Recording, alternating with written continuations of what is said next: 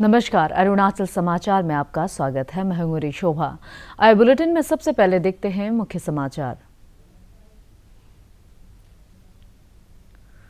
रक्षा मंत्री राजनाथ सिंह ने कहा, सुरक्षा ढांचे के सामने साइबर और सूचना युद्ध है सबसे बड़ी चुनौती।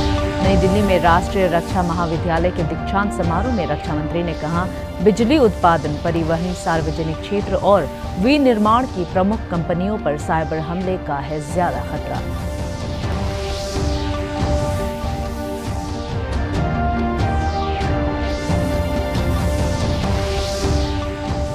अरुणाचल प्रदेश और पड़ोसी राज्य में सुबह 10:31 पर महसूस किए गए भूकंप के तेज झटके। रिक्टर स्केल पर भूकंप की तीव्रता 5.7 और इसका केंद्र था अरुणाचल प्रदेश के बासर से 52 किलोमीटर उत्तर पश्चिम में सतह से 10 किलोमीटर की गहराई पर। दोनी पोलो एयरपोर्ट ईटानगर से ऑल वेदर कंडीशन में विमान सेवाएं जारी रखने के लिए एएआई ने लोकलाइजर, ग्लाइड पाथ और distance measuring equipment instrument landing system किया इंस्टॉल। डोमेस्टिक कैरियर इंडिगो ने 1 दिसंबर से दोनी पोलो एयरपोर्ट ईटानगर से कोलकाता के लिए बुकिंग शुरू करने की घोषणा। रक्षा मंत्री राजनाथ सिंह ने कहा है कि आंतरिक और बाहरी सुरक्षा के बीच खाई कम हो रही है। हालांकि सुरक्षा खतरों के नए आयाम उभर कर सामने आ रहे हैं। श्री राजनाथ सिंह ने कहा कि सुरक्षा ढांचे के सामने साइबर और सूचना युद्ध बड़ी चुनौती है। नई दिल्ली में राष्ट्रीय रक्षा महाविद्यालय के दीक्षांत समारोह में रक्षा मंत्री ने कहा कि बिजली उत्पादन, परिवहन, सार्वजनिक क्षेत्र और विनिर्माण की प्रमुख कंपनियों पर साइबर हमले का ज्यादा खतरा बना रहता है। सूचना युद्ध की चुनौतियों के संबंध में श्री राजनाथ सिंह ने कहा कि इससे देश में राजनीतिक स्थिरता को खतरा पैदा हो सकता है। सोशल मीडिया और अन्य ऑनलाइन मंचों का इस्तेमाल लोगों की राय या दृष्टिकोण में परिवर्तन करने के लिए किया जा रहा है। Fake news and hate material is likely to be brought in the society through social media platforms. The organized use of social media and other online content generation performs is being used for engineering the opinion or perspective of the masses. The deployment of information war was most evident in the ongoing conflict between Russia and Ukraine. Throughout the conflict, social media has served as a battleground for both sides to spread competing narratives about the war and portray the conflict in their own terms. Arunachal @2047 mission के तहत राज्य सरकार सीमांत क्षेत्रों और सुदूर इलाकों में विकास का लाभ सुनिश्चित करने के लिए सभी हितधारकों और स्थानीय लोगों के साथ मिलकर योजनाओं को पारदर्शिता के साथ लागू कर रही है। इसी के तहत आत्मनिर्भर बॉर्डर विलेज इल्यूमिनेशन प्रोग्राम शुरू किया गया है और 17 माइक्रो हाइडल प्रोजेक्ट प्रगति पर है। अरुणाचल @2047 मिशन के तहत सीमांत क्षेत्रों में बेहतर बुनियादी सुविधाओं के लिए मॉडल विलेज प्रोग्राम चलाया जा रहा है और 700 बॉर्डर विलेज में 6000 स्ट्रीट लाइट्स लगाने के लिए 16 करोड़ रुपए बजट में आवंटित किए गए हैं। क्रा दादी जिले के ताली अंचल के 8 सुदूर गांवों में सोलर इलेक्ट्रिफिकेशन का कार्य पूरा कर लिया गया है। अरुणाचल प्रदेश और पड़ोसी राज्य में आज सुबह 10:31 पर भूकंप के तेज झटके महसूस किए गए। रिक्टर स्केल पर भूकंप की तीव्रता 5.7 मापी गई। नेशनल सेंटर फॉर सिस्मोलॉजी के मुताबिक भूकंप का केंद्र अरुणाचल प्रदेश के बासर से 52 किलोमीटर उत्तर पश्चिम में सतह से 10 किलोमीटर की गहराई पर था। Bengaluru based private drone manufacturing and services startup Redwing Airspace ने पायलट बेसिस पर ड्रोन के जरिए मेडिसिन पहुंचाने की योजना को ईस्ट कामेंग जिले के सेपा से शुरू किया है। समृद्ध health care blended financing facility के तहत यह परियोजना शुरू की गई और अरुणाचल प्रदेश सरकार की राज्य के सुदूर इलाकों में समय पर मेडिसिन पहुंचाने के लिए स्काई प्रोजेक्ट के तहत इसमें भागीदारी है।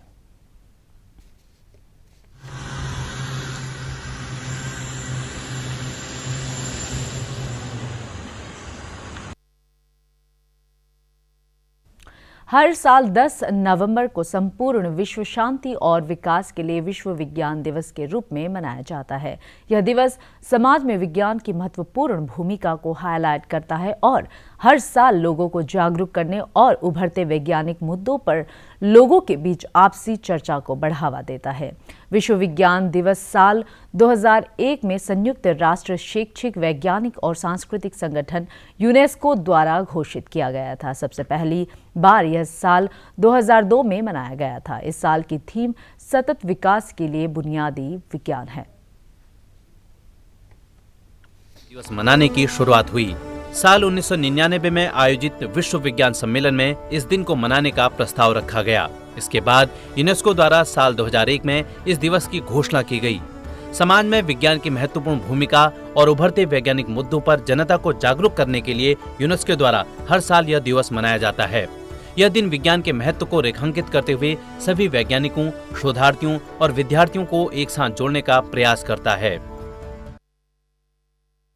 सोनी पोलो एयरपोर्ट ईटानगर से ऑल वेदर कंडीशन में विमान सेवाएं जारी रहेंगी। इस दिशा में एयरपोर्ट अथॉरिटी ऑफ इंडिया ने लोकलाइजर, ग्लाइड पथ और distance measuring equipment instrument landing system install कर दिया है। ILS फैसिलिटी से विमानों को खराब मौसम में भी इलेक्ट्रॉनिकली गाइडेड सिग्नल की सहायता से सुरक्षित लैंडिंग में सहायता मिलेगी। इंस्ट्रूमेंट फ्लाइट रूल्स के नजरिए से रनवे पर सुरक्षित लैंडिंग से संबंधित ये प्रभावी उपकरण है। इधर डोमेस्टिक कैरियर इंडिगोल ने भी 1 दिसंबर से सोनी पोलो एयरपोर्ट ईटानगर से कोलकाता के लिए बुकिंग शुरू करने की घोषणा की है, जबकि फ्लाईबिग ईटानगर से गुवाहाटी के बीच विमान सेवा शुरू करेगी। केंद्रीय विद्यालय ईटानगर में भारत स्काउट्स और गाइड्स तिनसुकिया डिवीजन का तृतीय सोपान टेस्टिंग कैंप आज से शुरू हुआ। इसके उद्घाटन सत्र में जिला उपायुक्त तालोपोतम सहित कई गणमान्य व्यक्ति मौजूद थे। केंद्रीय विद्यालय संगठन के इस कार्यक्रम में स्काउट्स एंड गाइड्स ने सांस्कृतिक कार्यक्रम के माध्यम से अनेकता में एकता और समृद्ध संस्कृति को पारदर्शिता प्रदर्शित भी किया।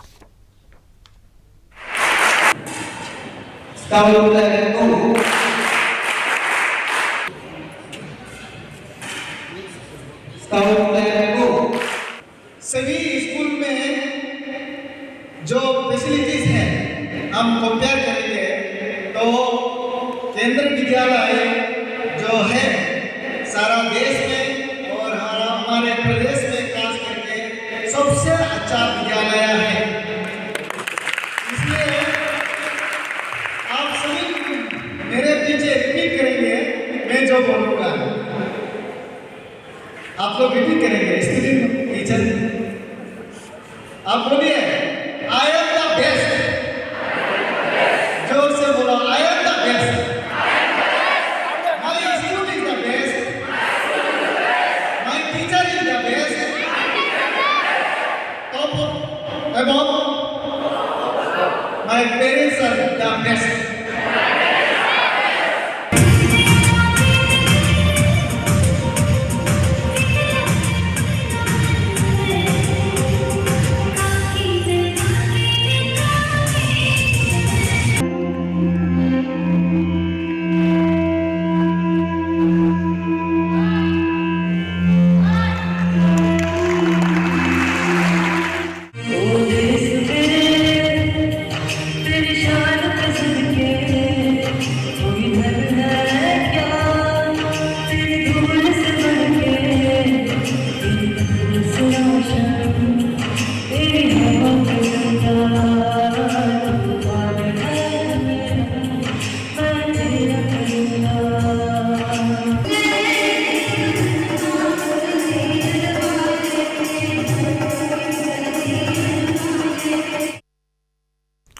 तवांग बौद्ध मठ में म्यूजियम स्पेसिमेन और कल्चरल आर्टिफैक्ट्स के संरक्षण के विषय पर 6 दिनों का कार्यशाला सह जागरूकता कार्यक्रम चल रहा है। अरुणाचल प्रदेश सरकार के directorate of research museum section द्वारा आयोजित इस कार्यक्रम का उद्घाटन एडीसी इंचार्ज रिंजन लेता ने किया। इस कार्यशाला में जवाहरलाल नेहरू म्यूजियम ईटानगर, वेस्ट कामेंग और तवांग के स्कूली छात्र और बौद्ध भिक्षु हिस्सा ले रहे हैं।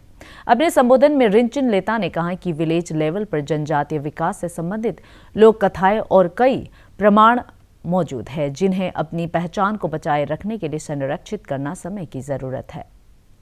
तिराप जिले के ख्वांगथोंग विलेज के लोगों ने जल जीवन मिशन के तहत हर घर में नल के जरिए जल पहुंचाने की योजना को साकार करने में परियोजना एजेंसियों के साथ भरपूर सहयोग दिया है। गांव के लोगों ने पीएम मोदी के मूल मंत्र सबका साथ, सबका विकास, सबका विश्वास, सबका प्रयास की भावना के साथ सरकार की जल जीवन मिशन योजना को सफल बनाया है।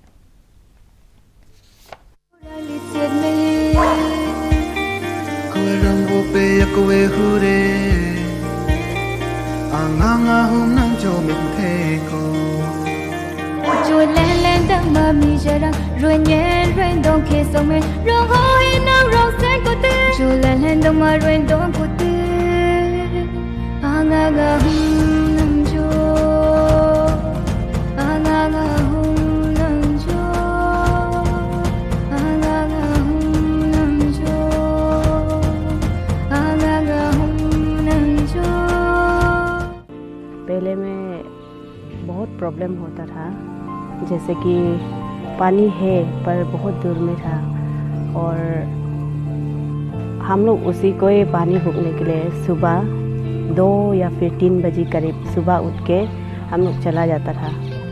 लेकिन अभी जब से ये जेजेएम का स्कीम आया है, वहाँ से हम लोग को फायदेमंद हो रहा है।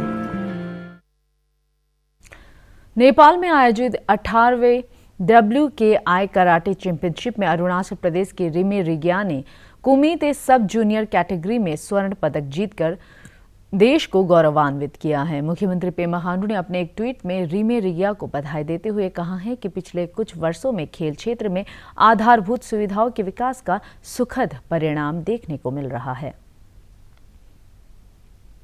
मुख्यमंत्री अरुणाचल आरोग्य योजना का लाभ राज्य के सुदूर इलाकों तक पहुंचने से गंभीर बीमारियों से पीड़ित रोगियों को अब इलाज में आसानी हो रही है। कुरुंग कुमे जिले के ताइताच ने बताया है कि थायराइड कैंसर के इलाज से CMAAY स्कीम से उन्हें सहायता मिली है।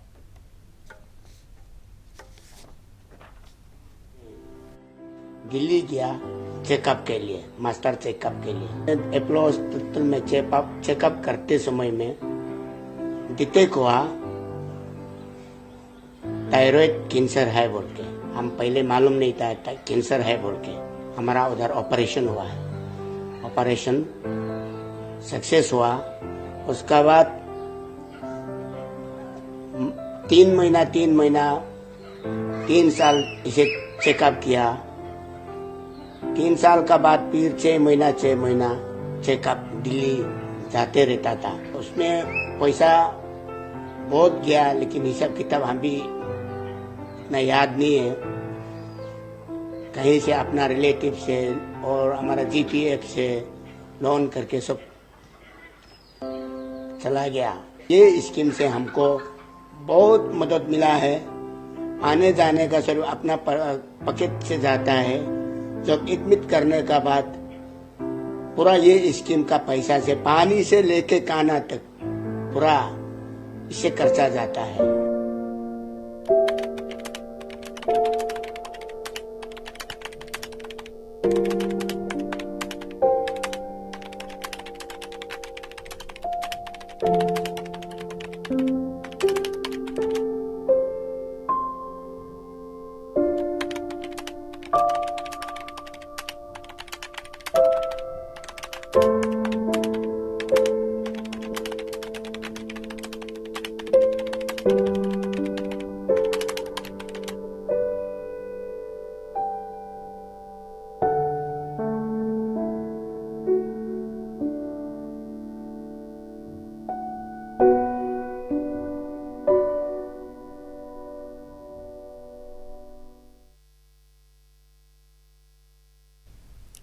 अरुणाचल समाचार के आज के अंक में इतना ही। हम कल फिर हाजिर होंगे अरुणाचल और देश दुनिया की खबरों के साथ। चलते चलते आपको बता दें कि आप अरुणाचल समाचार हमारे YouTube channel DD news Arunachal पर भी देख सकते हैं। देखते रहिए अरुण प्रभा। नमस्कार।